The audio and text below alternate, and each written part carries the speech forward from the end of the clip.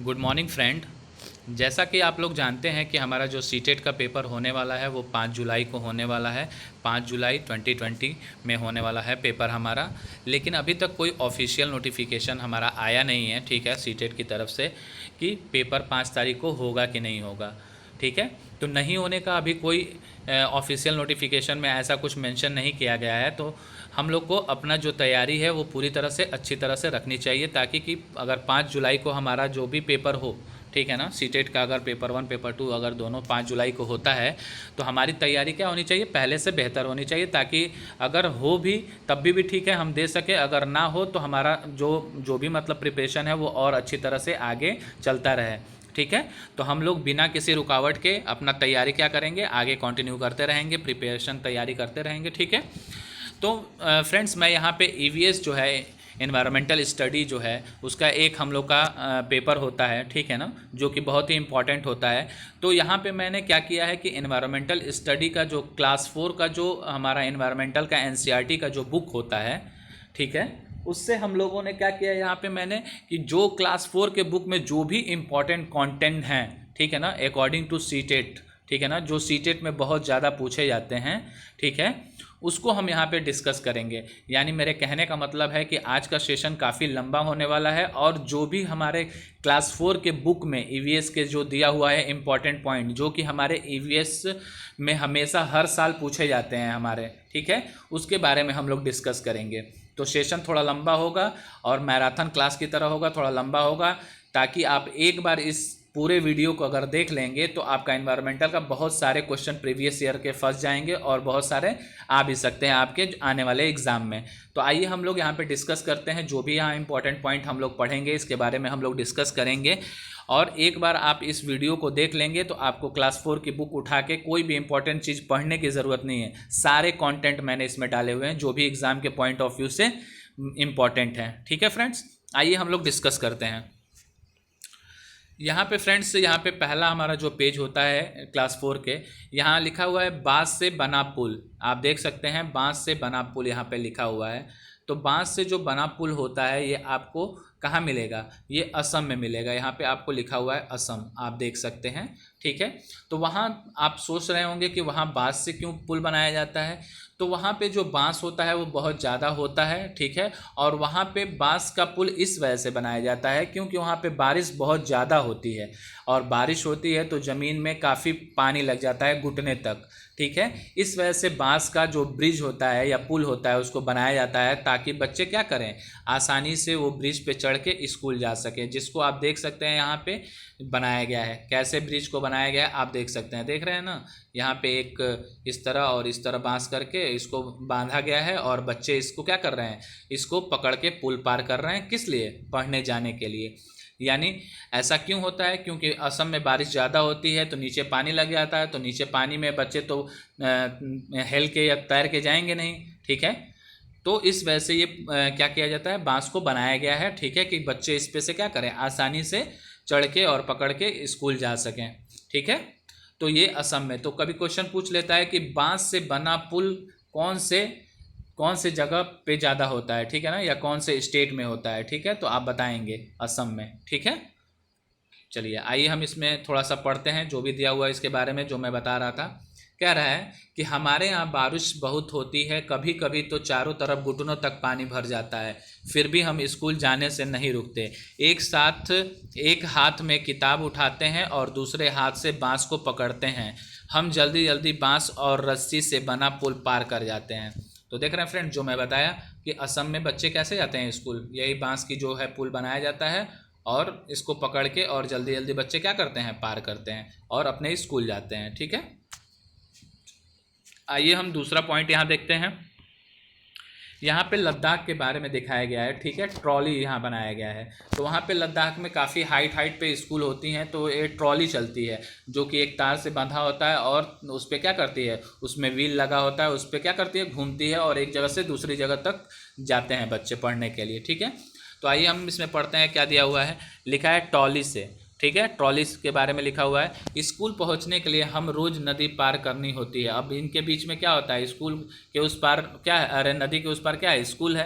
तो नदी कैसे पार करेंगे, बच्चे तो जाएंगे नहीं नदी में, ठीक है ना, डूबने का खतरा होता है। तो एक ट्रॉली बनाया गया है, तो वो नदी को क्या करता है, ऊपर ही ऊपर पार कर देता है और बच्चे क्या होते हैं, आसानी से स्कूल पहुंच जाते हैं। ठीक है, कह रहा है स्कूल पहुंचने के लिए हम रोज़ नदी पार करनी होती है, खूब चौड़ी और गहरी नदी है। ठीक है ना, तो चौड़ी और गहरी गहरी नदी में बच्चे क्या होंगे, उनको तैरना आता है कि नहीं आता है, वो कैसे पार करेंगे, तो इनके लिए ट्रॉली बनाया गया है। ठीक है, आने जाने के लिए। नदी के पार जाती हुई मजबूत लोहे की रस्सी होती है, यह दोनों तरफ से भारी पत्थरों या पेड़ों से कसकर बंधी रहती है।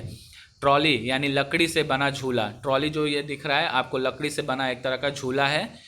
पुली की मदद से, पुली आप जानते होंगे जो व्हील लगा होता है, वेल में कुआं में लगा होता है, आप देखते हैं वो पुली की मदद से रस्सी क्या होता है नीचे आसानी से जाता है और हम पानी आसानी से जो बाल्टी का वेट होता है उसको पुली वेट क्या करता है, कम कर देता है, यानी रस्सी से खींचने में हमको आसानी होता है। नहीं तो डायरेक्ट अगर हम रस्सी कुआं में डाल के अगर पानी खींचेंगे तो वो काफ़ी भारी होती है। ठीक है ना, वो खिंचती नहीं है, इसी वजह से पुली का यूज किया जाता है। पुली से क्या हो, आसानी से हम पानी को क्या करें, ऊपर ला सकें। ठीक है, तो वैसे ही पुली का इस्तेमाल होता है ताकि क्या हो, ये जो लोहे का जो रस्सी है उस पर आसानी से क्या हो, ये ट्रॉली चल सके। ठीक है, तो पुली की मदद से इस रस्सी पर सरकती है। हम 4-5 बच्चे एक साथ ट्रॉली में बैठ जाते हैं और पहुंच जाते हैं नदी के उस पार, यानी अपने स्कूल पे। ठीक है, तो ये आपका लद्दाख में अगर पूछ देगा कि लद्दाख में बच्चे स्कूल कैसे जाते हैं, तो आप बताएंगे लकड़ी से बनी एक ट्रॉली होती है, उसी से बच्चे क्या करते हैं, जाते हैं। ठीक है, आइए हम और पॉइंट्स देखते हैं इसमें। ठीक है, ये आपका केरल का है। अब केरल में बच्चे स्कूल कैसे जाते हैं इसमें बताया गया है, देखिए यहाँ पे लिखा है वल्लम। केरल के कुछ भागों में बच्चे पानी को पार करने के लिए वल्लम, वल्लम किसको बोलते हैं, लकड़ी की बनी छोटी नाव जो होती है उसको वल्लम बोला जाता है, उसमें बैठकर बच्चे स्कूल तक पहुंचते हैं। ठीक है, तो कभी कभी ये वर्ड आ जाता है कि केरल में कौन सा ऐसा चीज़ है या ऐसा साधन है जिससे बच्चे क्या करते हैं, स्कूल जाते हैं, तो आप उसका नाम याद रखिएगा, वल्लम। वल्लम किसको बोलते हैं, लकड़ी से बनी एक छोटी नाव होती है, उसी को हम वल्लम बोलते हैं। ठीक है, उसी से बच्चे क्या करते हैं, नाव से बैठ के उसी में जाते हैं स्कूल। ठीक है, फिर उसके बाद यह हमारा राजस्थान। राजस्थान में बच्चे स्कूल कैसे जाते हैं, देखिए यहाँ पे लिखा हुआ है ऊँट गाड़ी। ठीक है ना, राजस्थान में बच्चे ऊँट गाड़ी का क्यों इस्तेमाल करते हैं दोस्तों, तो आप थोड़ा सा इसमें सेंस यूज़ करेंगे। ठीक है ना, कॉमन सेंस यूज़ करेंगे। इस वजह से जाते हैं कि सुबह 7 बजे ही क्या होती है, राजस्थान में धूप हो जाती है और बच्चे जो होते हैं स्कूल जाते हैं 9 बजे 8 बजे, तो धूप से जो हमारा रेगिस्तान होता है, जो हमारा सैंड होता है वहाँ पे, वो सनलाइट जैसे ही उस पर पड़ता है वो सैंड क्या होता है, बहुत जल्दी गर्म होता है। सैंड की एक खासियत होती है कि वो गर्म भी बहुत जल्दी होता है और ठंडा भी बहुत जल्दी ही होता है।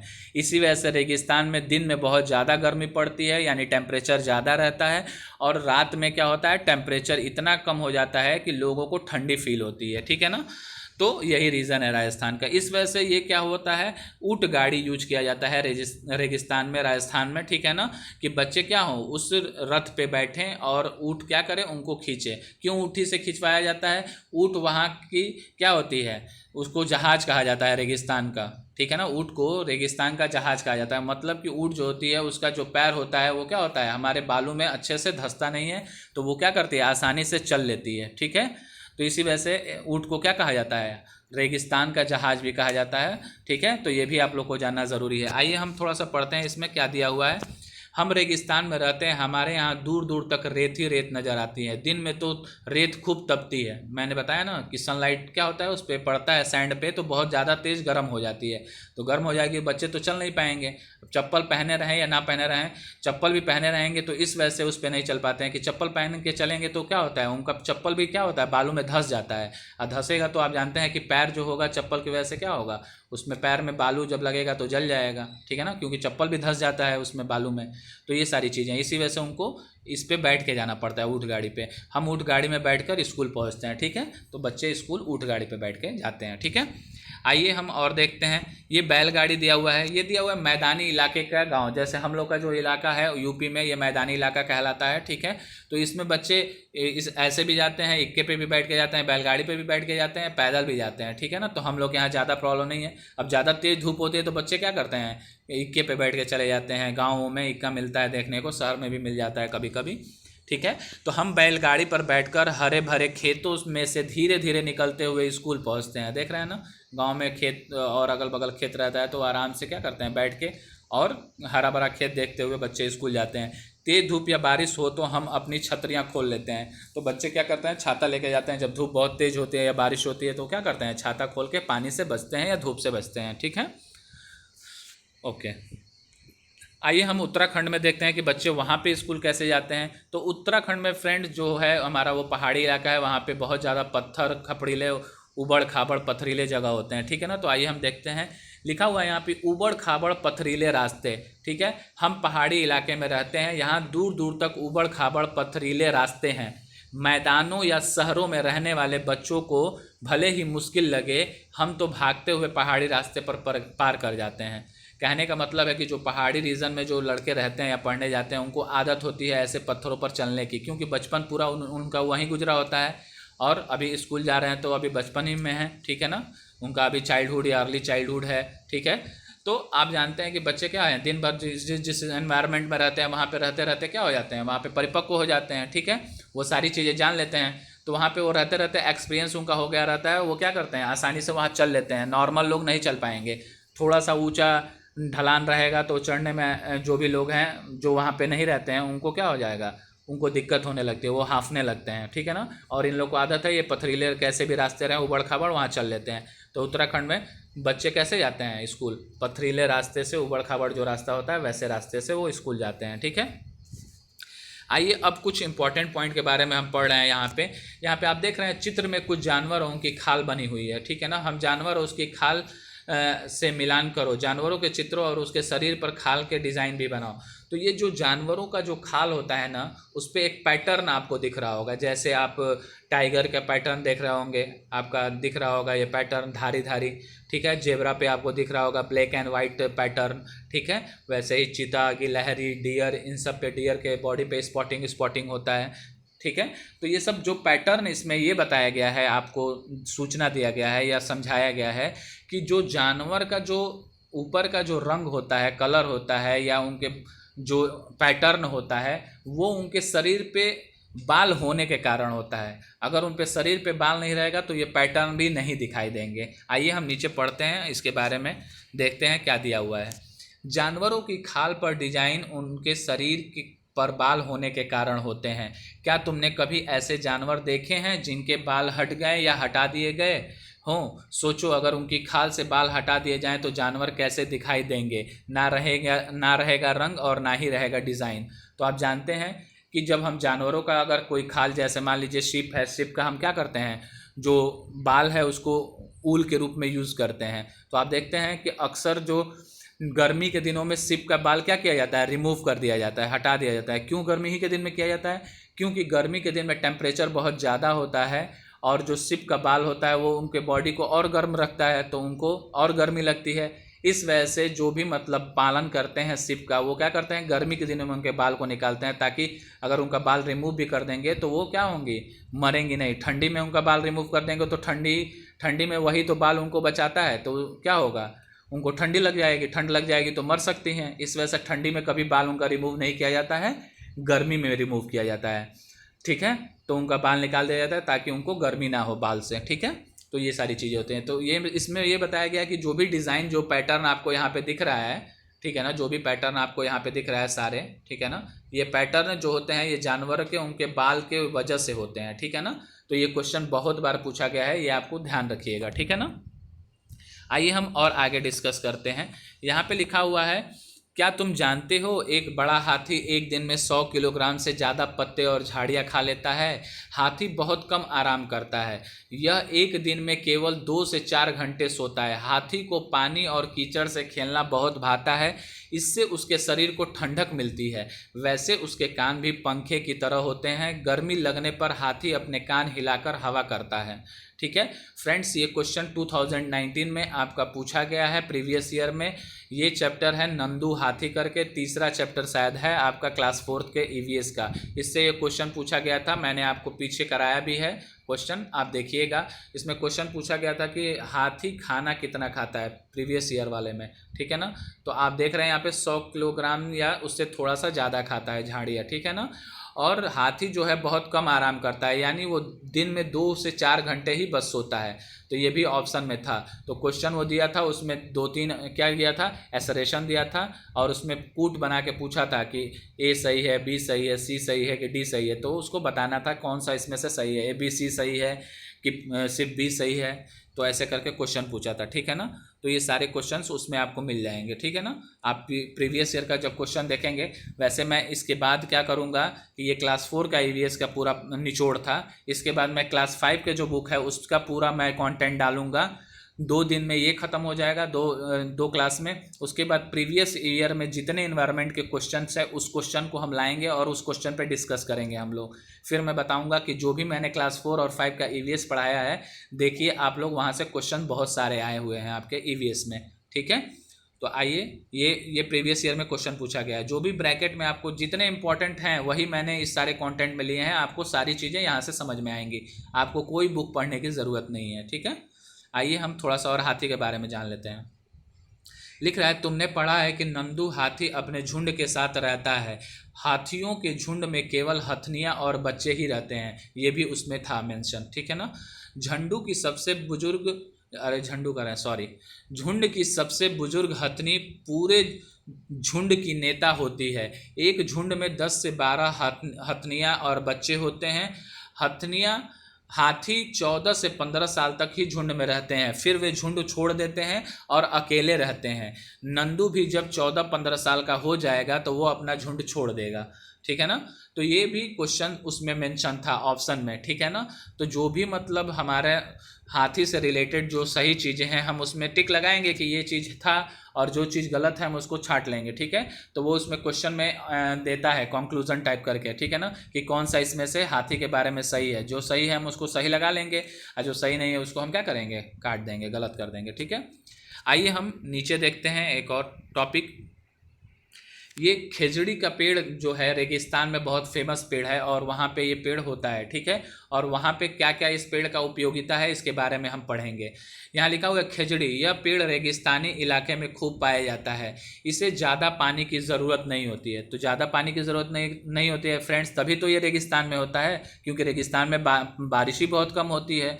तो वहाँ पे सारे पौधे क्या करेंगे, सर्वाइव नहीं कर पाएंगे, जिंदा नहीं रह पाएंगे, ठीक है, सूख जाते हैं। इस वजह से वहाँ पे वही पेड़ क्या करते हैं, सर्वाइव करते हैं जिनको बहुत कम पानी की आवश्यकता हो। जैसे कैक्टस, वहाँ पे कैक्टस क्या होता है, बहुत ज़्यादा पानी की ज़रूरत नहीं होती है उसको, ठीक है ना। वो वहाँ पे क्या करता है, वहाँ पे ईजी वे में वहाँ सर्वाइव कर सकता है, ठीक है।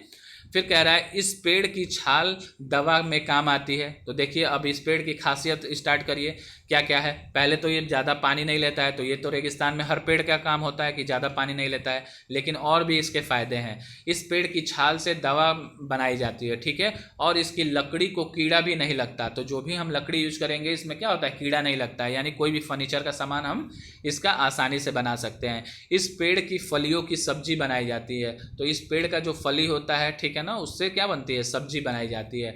इसकी पत्तियां वहाँ पर रहने वाले जानवर खाते हैं, इसकी पत्तियां जानवर को भी खिलाया जाता है, और इसकी छाया में तुम जैसे बहुत से बच्चे खेलते भी हैं। तो जो भी पेड़ होता है वो क्या होता है, हमको छाया देता है। बहुत ज़्यादा धूप जब होती है रेगिस्तान में तो वहाँ पे लोग बैठते हैं, बच्चे शाम में खेलते हैं या दोपहर में भी खेल सकते हैं अगर छां रहेगा तो ये सारे उस पेड़ की, एक पेड़ की अकेले खासियत है, ठीक है ना। तो इस वजह से ये कभी क्वेश्चन पूछ लिया था खेजड़ी का पेड़ का क्या इंपॉर्टेंस है, ठीक है। आइए हम थोड़ा सा और कुछ देखते हैं। इसमें लिखा हुआ है क्या है आरटीई अधिनियम 2009। तो मैंने फ्रेंड्स एक आपको वीडियो बनाया है राइट टू एजुकेशन, जो ये हम लोग पढ़ रहे हैं आरटीई एक्ट, इस पे 2009 पे मैंने एक वीडियो बनाया हुआ है, वो पड़ा हुआ है प्लेलिस्ट में, आप देख लीजिएगा। वो उस पर सारी चीज़ें मैंने क्लियर किया हुआ है, ठीक है। इसमें ये जो छोटा सा दिया हुआ है, ये 6 से 14 साल के सभी बच्चों को मुफ्त एवं अनिवार्य शिक्षा का अधिकार देता है। तो ये भी मैंने उसमें सब कुछ बताया हुआ है, किस आर्टिकल में है, 21A में है, कौन सा संशोधन हुआ था, तो 86वां संशोधन हुआ था। तो ये सारी चीज़ें मैंने उसमें मेंशन की है, आप उसको एक बार ज़रूर देखिएगा तो आपको सारी चीज़ें समझ में आएंगी, ठीक है। आइए हम और देखते हैं। यहाँ पे मधुमक्खी के पालन के बारे में थोड़ी कुछ बातें दी गई हैं, जो कि यहाँ इंपॉर्टेंट पॉइंट है, मैं उसके बारे में बता देता हूँ। यहाँ पे देखिए, यहाँ पे लिखा हुआ है कि ट्रेनिंग में मुझे पता लगा कि अक्टूबर से दिसंबर तक, यहाँ से इंपॉर्टेंट पॉइंट है फ्रेंड्स, देखिएगा, अक्टूबर से दिसंबर तक का समय मधुमक्खियों के अंडे देने का होता है। मधुमक्खी पालन शुरू करने का सबसे अच्छा समय यही होता है। तो क्वेश्चन यही पूछा जाता है फ्रेंड्स कि मधुमक्खी पालन करने के लिए सबसे अच्छा कौन सा समय होता है या कौन सा महीना होता है, ठीक है ना। तो आप क्या बताएंगे, अक्टूबर से दिसंबर जो होता है महीना, इसके बीच में मधुमक्खी क्या करती हैं, अंडे देती हैं, और ये सबसे सही समय होता है मधुमक्खी पालन शुरू करने का, ठीक है ना। इसी वजह से इस पॉइंट को मैंने यहाँ पे लिया है ताकि आपको पता चले इसमें इंपॉर्टेंट पॉइंट क्या है, ठीक है। तो ये चीज़ आप ध्यान देखिएगा, ठीक है, ध्यान रखिएगा। आइए हम कुछ और चीज़ जानते हैं। ये फ्रेंड्स जो कर्णम मल्लेश्वरी हैं, ठीक है ना, इनका बहुत बार क्वेश्चन इससे आया हुआ है सीटेट में, ठीक है ना। 2019 में भी ये क्वेश्चन पूछा गया था। आप इनसे देख सकते हैं 2019 में जब मैं प्रीवियस ईयर का पेपर डालूंगा तो आपको दिखाई देगा, उसमें कर्णम मल्लेश्वरी का नाम दिया गया है और उससे क्वेश्चन पूछा गया है। तो हम इसको पढ़ लेते हैं क्या दिया हुआ है। क्या तुमने अखबार में इनके बारे में पढ़ा है? कर्णम मल्लेश्वरी एक वेट लिफ्टर है। वेट लिफ्टर मतलब जो हम वो उठाते हैं, वेट मतलब क्या होता है, वेट मतलब होता है वजन, तो वजन जो उठाती हैं, ठीक है ना, उनको वेट लिफ्टर बोला जाता है, ठीक है ना। ये आंध्र प्रदेश की रहने वाली हैं। इनके पापा पुलिस में हवलदार हैं। जब ये 12 साल की थीं तभी से वजन उठाने का अभ्यास करने लगी। तो फ्रेंड्स ये बहुत छोटी उम्र से क्या कर रही हैं, प्रैक्टिस कर रही हैं, ठीक है, 12 साल की उम्र से। अब वे एक बार में 130 किलोग्राम वजन उठा लेती हैं। सोचिए फ्रेंड्स, 130 किलोग्राम वजन उठाना, 1 कुंटल 30 किलो, ठीक है ना। 130 किलो काफ़ी भारी चीज़ होती है। हम लोग से 50-60 किलो नहीं उठ पाता है, 130 किलोग्राम ये वजन उठाती हैं, ठीक है ना फ्रेंड्स। तो ये चीज़ आप ध्यान रखिएगा। कर्णम ने भारत के बाहर 29 मेडल जीते हैं। तो ये जो कर्णम मल्लेश्वरी थी, भारत के बाहर 29 मेडल इन्होंने जीता है। उनकी 4 बहनें भी रोज़ वजन उठाने का अभ्यास करती हैं। इनकी और 4 बहनें हैं, वो भी क्या करती हैं, इसी का प्रैक्टिस करती हैं अपनी बहन के जैसा बनने के लिए, ठीक है ना। जो भारत का नाम हमारा क्या किए हैं, रोशन किए हैं, 29 मेडल जीती हैं भारत से बाहर, ठीक है। तो इनका बहुत इंपॉर्टेंट पॉइंट है ये, आप ध्यान दीजिएगा जरूर से, ठीक है। और ये हमारा क्लास 4 का जो ईवीएस हमारा बुक है, उसमें चैप्टर नंबर 11 जो है फुलवारी, ये चैप्टर क्यों इंपॉर्टेंट है, इसमें एक चीज़ मेंशन किया हुआ है, ये कभी क्वेश्चन बहुत पूछ लिया जाता है। यहाँ पे लिखा हुआ है, उत्तराखंड में पहाड़ों के बीच में एक ऐसी ही जगह है जहाँ फूल ही फूल होते हैं, यहाँ यह फूलों की घाटी कहलाता है। तो क्वेश्चन यहीं से बनता है कि फूलों की घाटी किस जगह को कहा जाता है। तो आप क्या बताएंगे, उत्तराखंड को बोला जाता है फूलों की घाटी, ठीक है ना। ये क्वेश्चन बहुत बार सारे कॉम्पिटिटिव एग्जाम में ये पूछे जाते हैं, ठीक है। इसी वजह से मैंने इसको मेंशन किया हुआ है, ठीक है। तो इस चीज़ को आप ध्यान दीजिएगा, ठीक है। थोड़ा सा और पढ़ देता हूँ।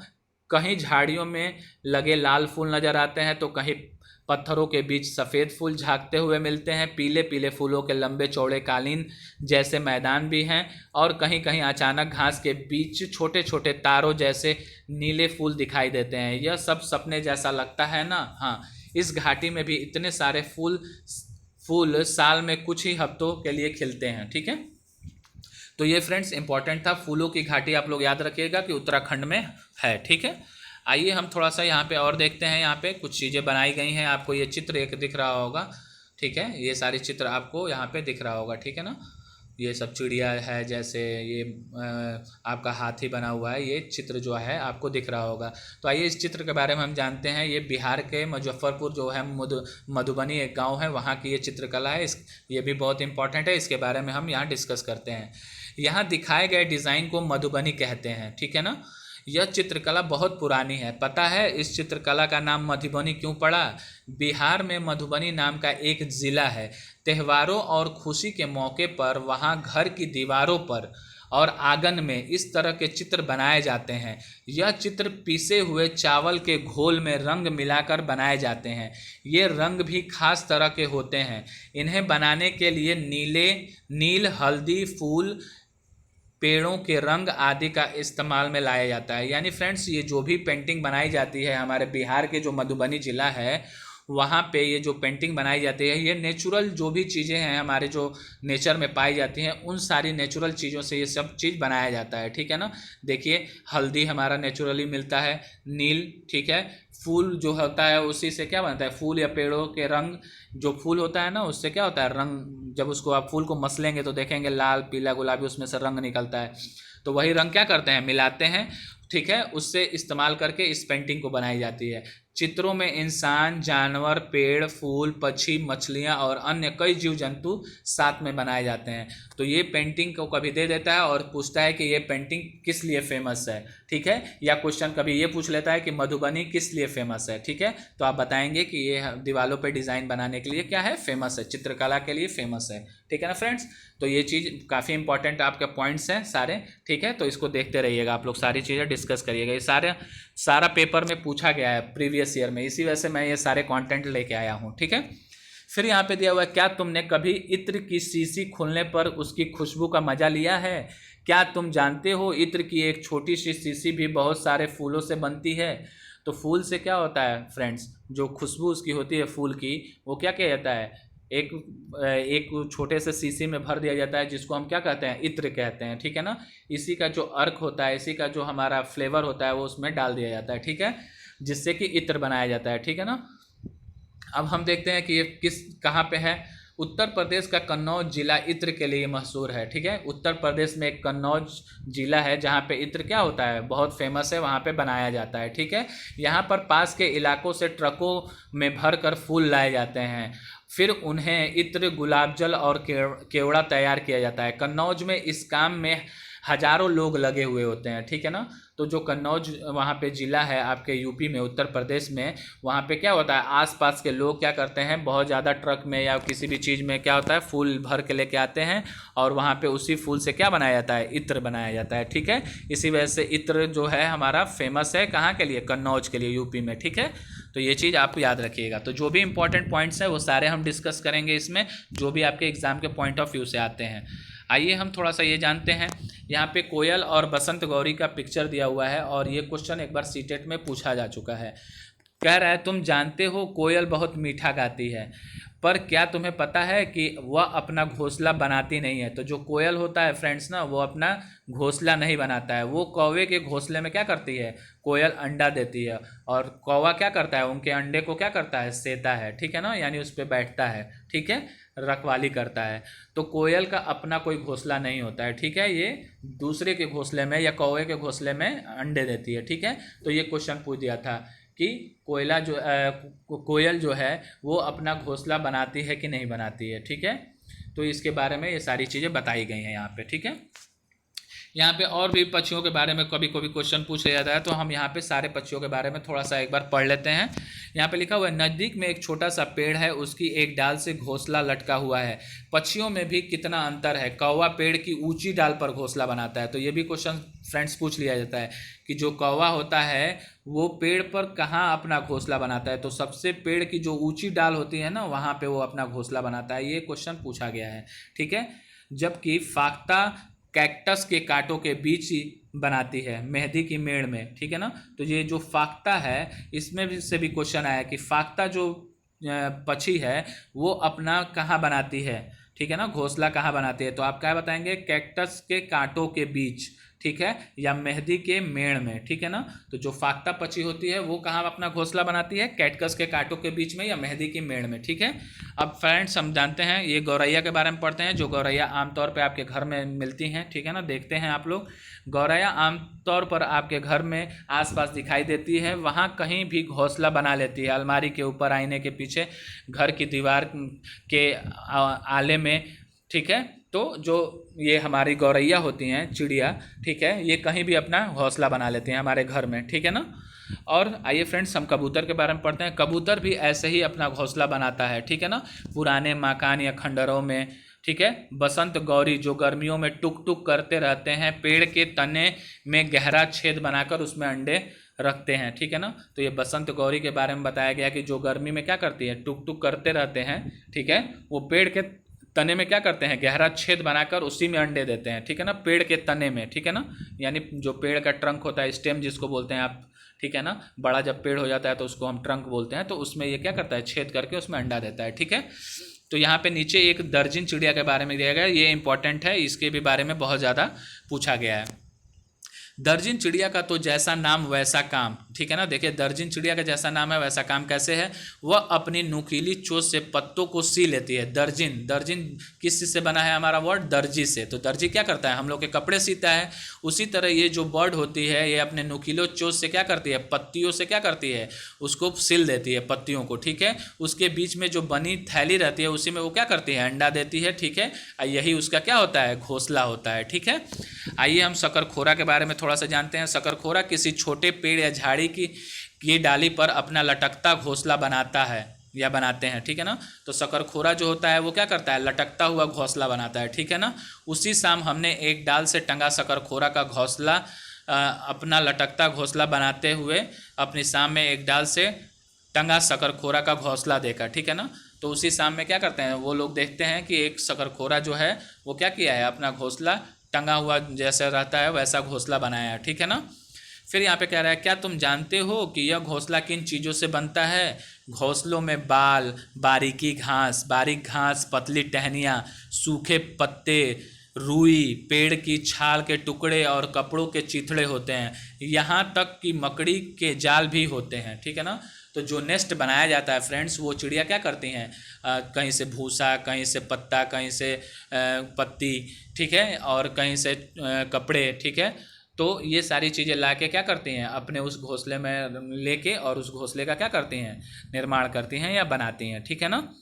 अब यहाँ पे लिखा हुआ, मैंने दूरबीन से देखा, उस घोंसले में एक बच्चा भी था। घोंसले की एक तरफ छोटा सा छेद था, वहीं बच्चा बैठा था अपनी माँ का और खाने के इंतजार में, ठीक है ना। तो जो बच्चा था वो अपनी माँ को देख रहा था, कब मम्मी आएंगी और हमको खिलाएंगी, ठीक है ना। तो अपनी माँ के इंतजार में, और वो जब आएंगी तभी तो खाना खिलाएंगी, तो उसका इंतजार कर रहा था, ठीक है। उसको और काम भी क्या होगा, खाना और सोना। तो जो छोटा बच्चा है उसका, ठीक है ना, पक्षी का या बर्ड्स का, तो उसका जिम्मे क्या काम है, छोटा है तो वो उड़ तो सकता नहीं है ना, कहीं जा सकता है, तो क्या करेगा, सिर्फ खाता है और घोंसले में क्या करता है, सोता है, ठीक है ना। तो वहीं पे घोंसले में ही उसका क्या होता है, पालन पोषण होता है, ठीक है।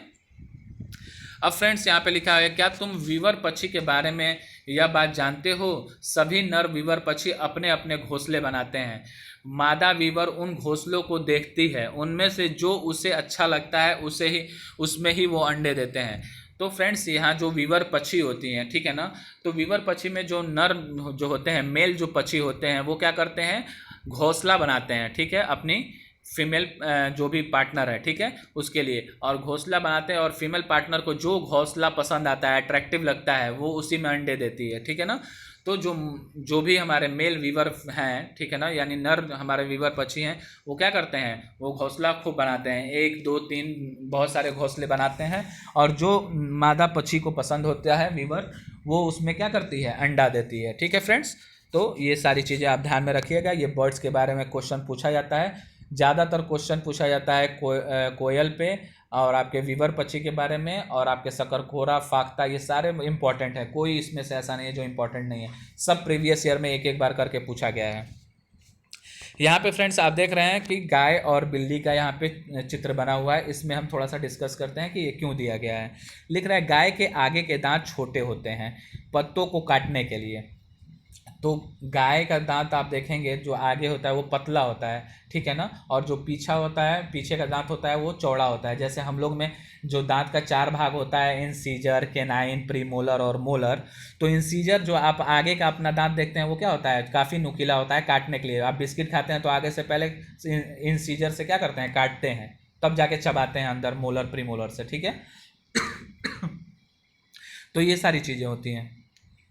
तो कह रहा है, गाय के आगे के दांत छोटे होते हैं पत्तों को काटने के लिए, ठीक है ना, और घास चबाने के लिए पीछे के दांत चपटे और बड़े होते हैं। तो हमने क्या देखा, जो हर्बीवोरस एनिमल होते हैं उनके जो आगे के दांत होते हैं वो क्या होते हैं, पतले होते हैं, या क्या होते हैं, छोटे होते हैं, और जो पीछे का होता है वो क्या होता है, चौड़ा होता है, ताकि वो कोई भी चीज़ आसानी से चबा सकें, ठीक है। अब ये कार्निवोरस, जैसे बिल्ली क्या है, कार्निवोरस नेचर की होती है, ठीक है। तो बिल्ली के दांत नुकीले होते हैं जो मांस को फाड़ने और काटने में काम आते हैं। तो बिल्ली का जो हमारा कैनाइन जो दांत होता है वो क्या होता है, काफ़ी शार्प होता है, काफ़ी नुकीला होता है, उससे वो क्या करती है, आसानी से कोई भी फ्लैश को क्या करती है, फाड़ सकती है, चीर सकती है, ठीक है, खाने के लिए। तो इनका दांत ऐसा होता है, ठीक है। तो इनके बारे में भी क्वेश्चन पूछ लिया जाता है कभी कभी। अब यहाँ हम सांप के बारे में पढ़ेंगे, ठीक है। सांप का जो आगे का फैंक्स होता है उसके बारे में पढ़ेंगे। सांप के दांत होते तो नुकीले हैं, पर वह अपने शिकार को चबा कर नहीं खाता बल्कि पूरा निगल जाता है। ठीक है, तो इससे भी क्वेश्चन बहुत बार पूछा गया है। ठीक है ना, कि जो सांप जो होता है वो अपने शिकार को कैसे खाता है, तो वो दांत से चबा के नहीं खाता है, वो क्या करता है, सीधे पूरा जो शिकार होता है उसको क्या करता है, निगल जाता है। निगल जाना मतलब घोट जाता है। ठीक है ना, तो आप भोजपुरी लैंग्वेज में समझ सकते हैं, उसको क्या करता है, निगल जाता है या घोट जाता है, घोटना बोलते हैं, यानी उसको पूरा क्या करना है, इंगल्फ कर जाना। ठीक है, और इससे एक क्वेश्चन और पूछता है फ्रेंड्स, मैं उसको बता दे रहा हूँ, शायद इसमें दिया नहीं है। जो हमारा आपका जो स्नेक होता है उसका जो पॉइजनस क्या नाम है आपका दांत होता है उसको फैंक्स बोलते हैं, FANG। ठीक है ना, एस, फैंक्स। फैंग उसी से क्या होता है, वो जो पॉइजनस जो भी उसमें से आपका पॉइजनस कह सकते हैं कि पॉइजनस उसमें से सिक्रीशन होता है। ठीक है ना, पॉइजनस चीज़ का सिक्रीशन होता है वो उसी फैंक्स से होता है। ठीक है ना, तो ये भी कभी कभी पूछ लेता है। अब ये गिलहरी के बारे में यहाँ पे दिया हुआ है, इसमें बहुत लोगों को कन्फ्यूज़न होता है। ठीक है ना, तो इसको मैं क्लियर कर देता हूँ। यहाँ पे लिखा है गिलहरी के दांत हमेशा बढ़ते रहते हैं, दांतों से काटने और कुतरने के कारण इसके दांत घिसते रहते हैं। अब कहने का मतलब है कि जो गिलहरी होती है इसका दांत एक ऐसा दांत होता है जो हमेशा क्या होता है, बढ़ता रहता है। अगर ये गिलहरी अगर किसी चीज़ को काटेगी या कुतरेगी नहीं तो इसका दांत इतना बढ़ जाएगा कि क्या होगा, उसको नुकसान पहुंचेगा गिलहरी को। ठीक है ना, खाने में दिक्कत होगी। इसी वजह से गिलहरी जो होती है वो अपने दांत को क्या करती है, हमेशा कुछ ना कुछ कुतरते रहती है, कुछ ना कुछ काटते रहती है। नहीं काटेगी तो इतना दांत बढ़ जाएगा कि खा ही नहीं पाएगी या नुकसान इसका हो सकता है। ठीक है ना, इसी वजह से गिलहरी जो होती है क्या होता है, इसका दांत हमेशा बढ़ता रहता है। कन्फ्यूज़न इसमें क्या होता है, कभी कभी चूहे के बारे में भी दे देता है। ठीक है, तो चूहों का भी फ्रेंड ऐसे ही सेम प्रोसेस होता है, लेकिन NCERT में चूहे के बारे में उतना नहीं दिया हुआ है। इस वजह से कभी कभी जब ऑप्शन में चूहा देता है तो आप चूहे को टिक नहीं करेंगे। ठीक है ना, आप गिलहरी को टिक करेंगे कि गिलहरी का ऐसा प्रोसेस होता है। ठीक है, वैसे चूहे में भी ये प्रोसेस पाया जाता है, लेकिन आप टिक करेंगे गिलहरी को। ठीक है ना, क्योंकि आपका जो सिलेबस है वो NCERT के अकॉर्डिंग है, तो जो NCERT में दिया रहेगा वो वही मानेंगे। ठीक है ना, तो इस वजह से हम लोग गिलहरी के ऑप्शन को क्लिक करेंगे। ठीक है, तो ये ध्यान दीजिएगा आप। यहाँ पे फ्रेंड्स दिया हुआ है, नीचे दिए गए चित्रों को देखो, पता लगाओ इनमें से कौन सी सब्जियां पौधों की जड़ें हैं। तो यहाँ पे फ्रेंड्स तो जड़ों के बारे में पूछा है, तो मैं आपको चारों चीज़ें क्लियर कर देता हूँ। फ्रेंड्स ये होता है कि जो वेजिटेबल होता है उसके हम अलग अलग पार्ट्स को हम खाते हैं। कभी हम वेजिटेबल के रूट्स को खाते हैं, कभी फ्लावर को खाते हैं, कभी लीफ को खाते हैं, कभी स्टेम को खाते हैं। तो मैं आपको यहाँ पे चारों कॉन्सेप्ट के बारे में बता देता हूँ। पहले हम शुरू करते हैं फ्लावर से। तो फ्लावर जो वेजिटेबल होता है, वेजिटेबल के कौन सा ऐसा भाग है जो हम फ्लावर को खाते हैं। फ्लावर मतलब क्या होता है, फूल। तो फूल को कौन खाते हैं, तो देखिए पत्ता गोभी जो यहाँ पे आपको कॉलीफ्लावर दिख रहा है, तो नाम में ही क्या है, फ्लावर है। तो ये हम एक तरह से ये क्या है, जो प्लांट्स का ये क्या है, फूल है। ठीक है ना, तो कॉलीफ्लावर एक हो जाता है। एक ब्रोकली होता है, ब्रोकली ऐसे ही होता है, कॉलीफ्लावर की तरह ही होता है। तो वो भी हमारा क्या है, एक तरह का फ्लावर्स में रखेंगे उसको। ठीक है ना, यानी प्लांट्स का कौन सा ऐसा भाग है जो हम फ्लावर्स खाते हैं। फ्लावर्स मतलब फूल होता है। ठीक है ना, फूल के भाग को हम क्या करते हैं, खाते हैं। ठीक है, तो ये दो हमारा है, ब्रोकोली उसको बोलते हैं। ठीक है ना, ब्रोकोली। ठीक है, ब्रोकोली और कॉलीफ्लावर ये दो क्या है, हमारे फ्लावर हैं सब्जी में। ठीक है, जिसको हम खाते हैं। उसके बाद आता है हमारा स्टेम।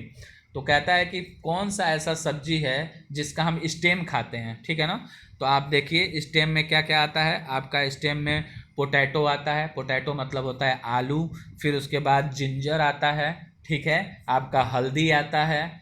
ठीक है, ये जो भी चीज़ें होती हैं ये क्या होती हैं, स्टेम होती हैं। ठीक है ना, तो आप इस सारी चीज़ों का ध्यान रखेंगे।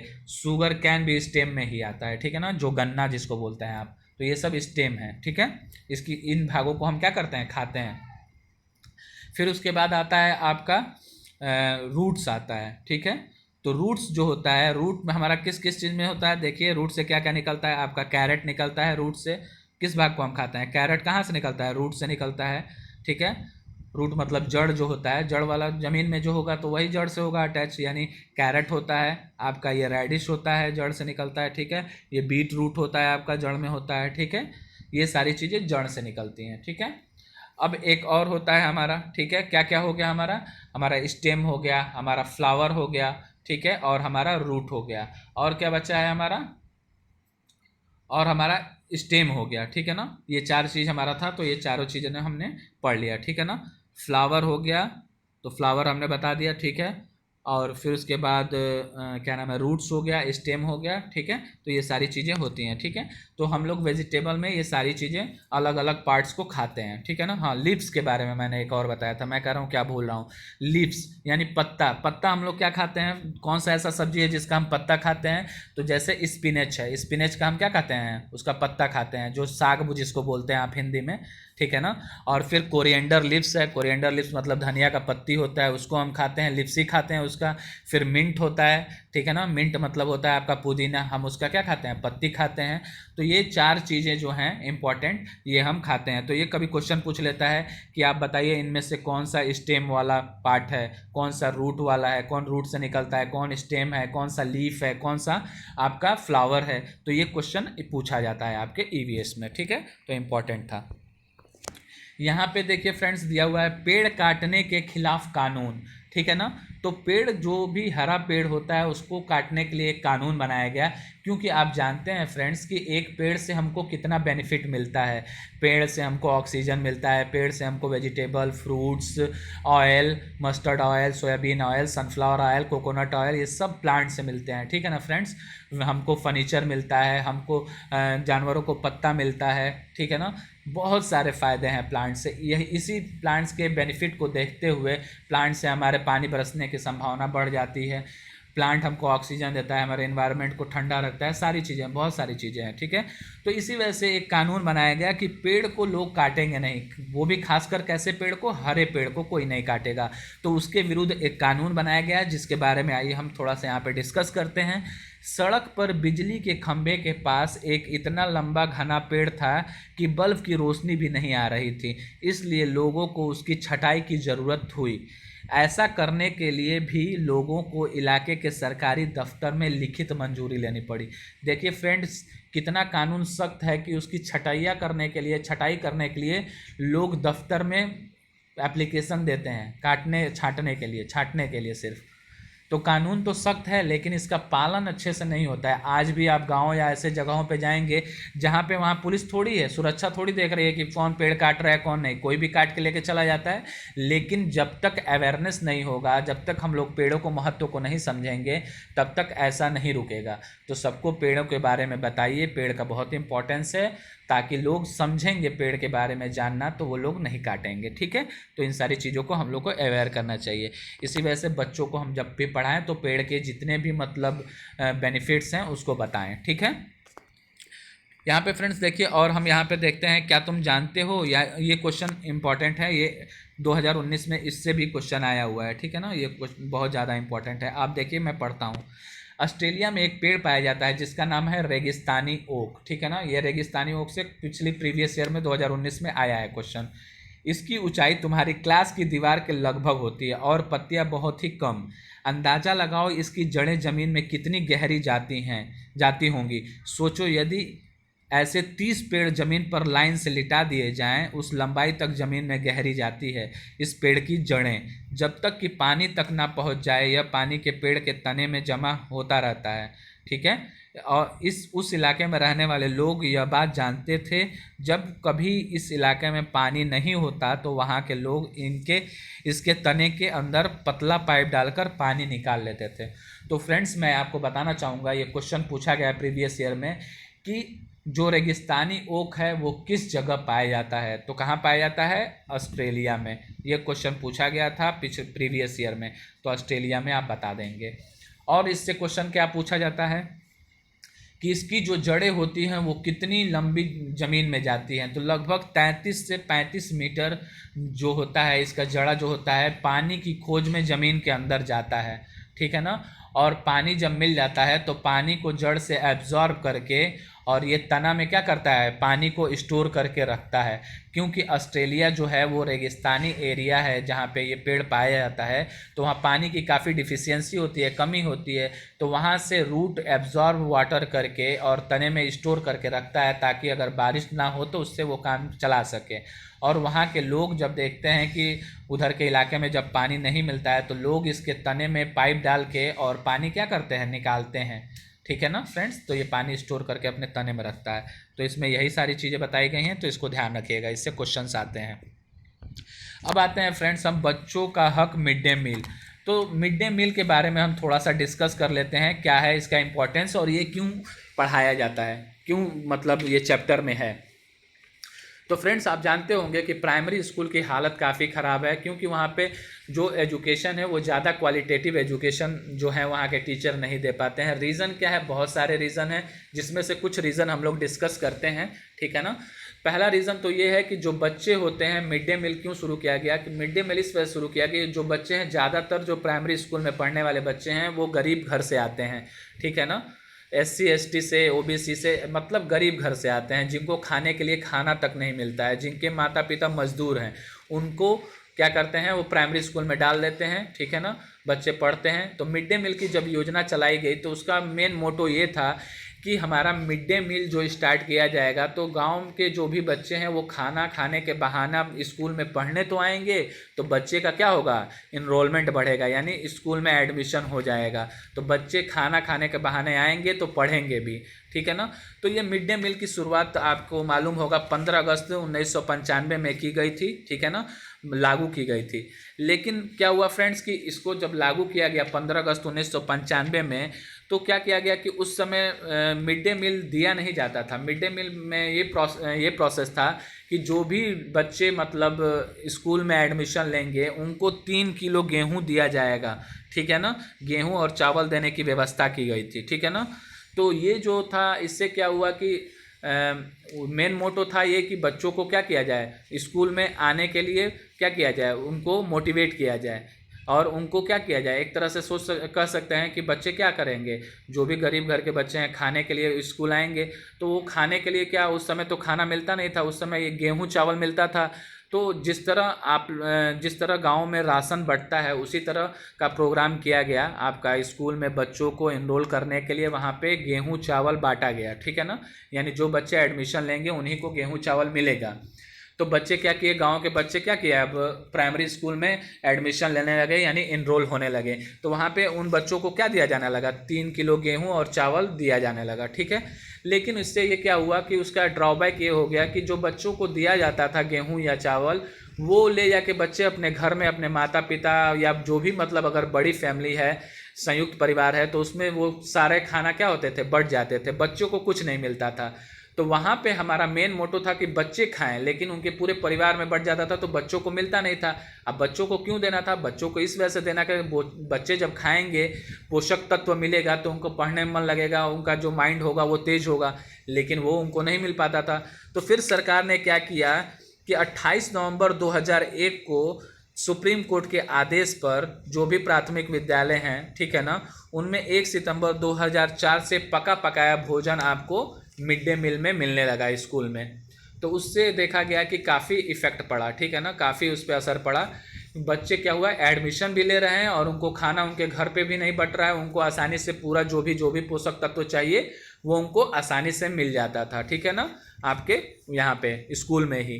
तो 2006 में इसका पूरी तरह से मध्याह्न भोजन का एक प्रोग्राम चलाया गया, जिसमें बच्चों के पोषक तत्व को ध्यान में रखते हुए मिड डे मील की पूरे प्रोग्राम को चलाया गया। इसी वजह से ये ज़्यादा उपयोगी हुआ, बच्चे इनरोल किए और प्राइमरी स्कूल में बच्चों की संख्या बढ़ गई। तो इस वजह से ये काफ़ी सक्सेसफुल कदम था गवर्नमेंट की तरफ से, आप कह सकते हैं। तो आइए हम थोड़ा सा मिड डे मील के बारे में, यहाँ पे कुछ चीज़ दिया हुआ है, हम इसके बारे में पढ़ते हैं, ठीक है। लिखा हुआ है, हमारे देश में बहुत से बच्चों को भरपेट खाना नहीं मिलता है, इसमें से कई बच्चे तो स्कूल बिना कुछ खाए जाते हैं, खाली पेट होने के कारण पढ़ाई में ठीक से ध्यान नहीं लगता। तो आप फ्रेंड आप जानते हैं बहुत अच्छी तरह से, जब आपका पेट खाली हो तो आपका पढ़ने का मन नहीं करता है, नींद आने लगती है, वो नींद भी नहीं आएगी पेट भूख के मारे, तो आपका पढ़ने में मन नहीं लगेगा।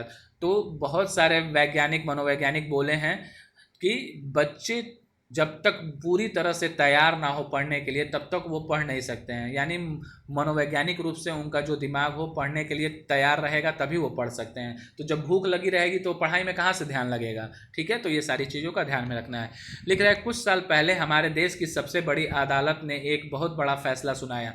प्रारंभिक शिक्षा यानी 1 से 8 तक के स्कूलों में सभी बच्चों को पका पकाया हुआ गर्म खाना मिलना ही चाहिए, यह सभी बच्चों का अधिकार है।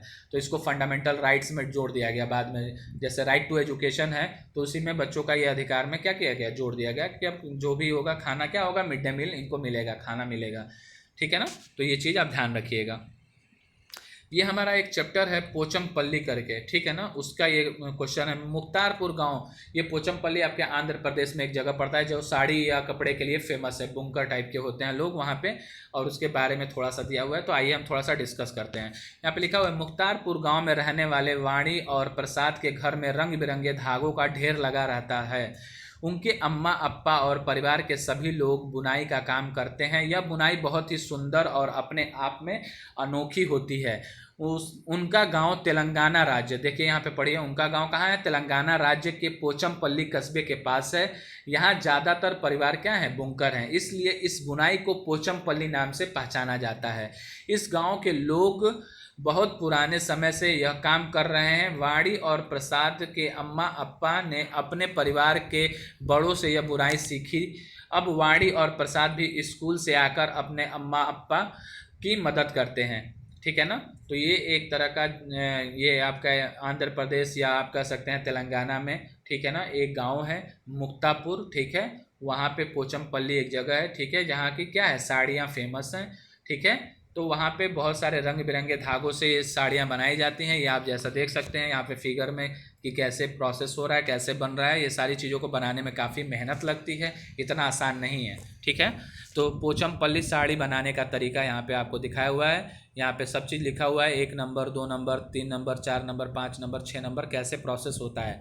तो ये सारी चीज़ें यहाँ पे दिखाई गई हैं। ठीक है, तो ये कभी क्वेश्चन पूछ दिया जाएगा कि पोचमपल्ली कहाँ पे स्थित है या वो किस लिए फेमस है, तो आप बताएंगे साड़ी बनाने के लिए। ठीक है, चलिए फ्रेंड्स, हम जाते हैं ये चटपटी कहानियाँ जो पहेलियाँ जो लिखी हैं, इसमें हम देखते हैं क्या दिया हुआ है। तो इसमें देखिए आपको दिख रहा होगा, मिर्च बोरे में दिखा रहा है, और यहाँ पे बहुत सारी पहेलियाँ लिखी हुई हैं, कूटी जाती हैं, पीसी जाती हैं, भोजन तीखा खूब बनाती है, ये पहेलियाँ लिखा हुआ है। ये पहेलियों के माध्यम से बच्चों को ये सारी चीज़ें बताने का एकमात्र उद्देश्य ये है कि ये मसालों के बारे में इसमें जानकारी दी गई है। ठीक है ना, बहुत सारे मसाला देख रहे हैं आप, यहाँ पे मिर्ची है, ये हल्दी है, ये काला मिर्च है, ठीक है, काली मिर्च है, ठीक है, और ये आपका क्या है, ये आपका जलजीरा है। ठीक है ना, तो ये सारी चीज़ें आपको दी गई हैं। ठीक है ना, ये जीरा है। तो ये सब के बारे में ऐसा क्यों बताया गया है, इस वजह से बताया गया है फ्रेंड्स। ये लौंग है, ये इस वजह से बताया गया कि हमारा ये जो मसाले हैं ये फेमस है किस जगह के लिए, ये फेमस है हमारा केरल के लिए। ठीक है, आप यहाँ ब्रैकेट में देख सकते हैं, मैं हूँ कुटन, मैं केरल में रहता हूँ, मेरे घर के आंगन में मसालों का बगीचा है। तो मसालों का बगीचा किस जगह को कहा जाता है, केरल को कहा जाता है। ठीक है ना, वहाँ मैं तेज पत्ता, छोटी इलायची, बड़ी इलायची, काली मिर्च आदि को उगते देखा हूँ। ठीक है ना, तो हमारा जो मसाला है, मसाला सबसे ज़्यादा कहाँ पे होता है, केरल में होता है। ठीक है ना, आप जब हिस्ट्री पढ़ेंगे तो आप जानेंगे कि जो डचेस थे या जो आपके पुर्तगाली थे, वो हमारे यहाँ पहले जो आपका वास्को डिगामा था, जो 1508 ईस्वी में क्या किया था, खोज किया था भारत का समुद्र के रास्ते, वो सबसे पहले कहाँ आया था, आपके कोची में आया था, केरला में जो है। ठीक है ना, कोची में आया था, तो वहाँ पे आया तो वो देखा कि यहाँ पे तो पहले ही से भारत एक बसा हुआ है। वहाँ पे क्या किया वहाँ पे उन्होंने देखा कि यहाँ पे तो मसाले की बहुत ज़्यादा पैदावार हो रही है। तो वो मसाला क्या किया, वहाँ पे सस्ते दाम में ख़रीद के और अपने यहाँ ले जाके, यानी फॉरेन कंट्री में, इंग्लैंड में ले जाके या वहाँ पे पुर्तगाल में ले जाके उन्होंने वहाँ पे बेच के और बहुत अच्छा मुनाफा कमाया और बहुत ज़्यादा पैसा कमाया। इस वजह से वो क्या है, आज बहुत संपन्न है। तो हमारा जो केरल जो राज्य है वहाँ पे बहुत फेमस है मसाले के लिए। तो ये चीज़ आप याद रखेंगे, इससे क्वेश्चन पूछा जाता है कि मसालों का बगीचा किसको कहा जाता है, तो आप केरल को बताएंगे। ठीक है, तो ये फ्रेंड्स आपका पूरा क्लास 4th का जो भी ईवीएस था, ये पूरा कंटेंट मैंने आपको इसमें डिस्कस किया हुआ है। ठीक है, इसमें एक भी पॉइंट ऐसा नहीं है जो मैंने छोड़ा है, मैंने सारा आपको सब कुछ बताया है। तो ऐसे ही मैं वीडियो आपको एक और लाऊंगा क्लास 5 का, जिसमें आपका पूरा एक ही वीडियो में रिवीजन हो जाए। यानी ईवीएस से कोई भी क्वेश्चन, अगर कंटेंट से 15 नंबर के जो ईवीएस के क्वेश्चन आते हैं और 15 नंबर पेडागॉजी से आते हैं, तो 15 नंबर का कंटेंट आपका इसी से आता है मैक्सिमम। ठीक है, जो कि आपका 15 नंबर क्या करेगा, सिक्योर कर देगा। और पेडागॉजी आपके ऊपर डिपेंड करता है कि आप सीडीपी कितने अच्छे से पढ़ते हैं। तो इसके पेडागॉजी के बारे में भी हम जब पेपर लेके आएंगे, जब प्रीवियस ईयर के पेपर मैं इसमें डिस्कस करूंगा तो उसमें पेडागॉजी के बारे में बताऊंगा कि उसमें क्या क्या इंपॉर्टेंट चीज़ें हैं। ठीक है फ्रेंड्स, आई होप आप लोग को ये सारी चीज़ें समझ में आई होंगी। तो ये क्लास 4 का पर्यावरण था और ये काफ़ी इंपॉर्टेंट है। आप जानते हैं कि 5 जुलाई को पेपर होने वाला है, अगर होगा तो ये बहुत अच्छी बात है। आप अपनी तैयारी को अच्छा रखिए और पेपर को अच्छे से दीजिएगा। और ये चीज़ ध्यान रखिएगा कि सबसे बड़ा सीटेट के पेपर में 2 चीज़ें हमें ध्यान देना होता है। एक तो हमारा टाइम मैनेजमेंट ध्यान देना होता है कि हम टाइम को कैसे मैनेज करें, ठीक है ना। तो जो हमारा सबसे मजबूत सब्जेक्ट होगा हम उसको पहले अटेम्प्ट करते हैं, ठीक है फ्रेंड्स। जैसे हिंदी, इंग्लिश या मान लीजिए ईवीएस आपका मजबूत है, किसी का मैथ मजबूत है, किसी का हिंदी है, तो वो सेक्शन को पहले करेगा तो उसमें आसानी ये होगी कि जब उसको वो बहुत अच्छी तरह से वो सब्जेक्ट आता है तो वो उसमें टाइम कम लेगा। तो उसमें जब टाइम बचाएगा तो जो हार्ड उसके लिए सब्जेक्ट है उसमें वो टाइम दे पाएगा। तो टाइम मैनेजमेंट का बहुत बड़ा रोल होता है सीटेट में, इस चीज़ को ध्यान में रखना होगा आपको। जो आपका अच्छा मजबूत सब्जेक्ट होगा वो उस पर आप ध्यान दीजिएगा और उसको पहले अटेम्प्ट करने की कोशिश करिएगा, ठीक है। तो आई होप फ्रेंड आप लोग को सारी बातें समझ में आई होंगी। आज का वीडियो काफ़ी बड़ा हो गया और तो मैं जानबूझ के बड़ा बनाया हूँ ताकि आपको एक ही वीडियो में सारे कंटेंट मिल जाएं, अलग अलग ना पढ़ना पड़े। वैसे अलग अलग डीप में भी पढ़ना है तो मैंने अलग अलग बनाया हुआ है एक एक चैप्टर का, जिसमें इंपॉर्टेंट बातें मैंने डिस्कस की हुई हैं। Okay friends, thank you very much. Please like and subscribe my channel. Thank you.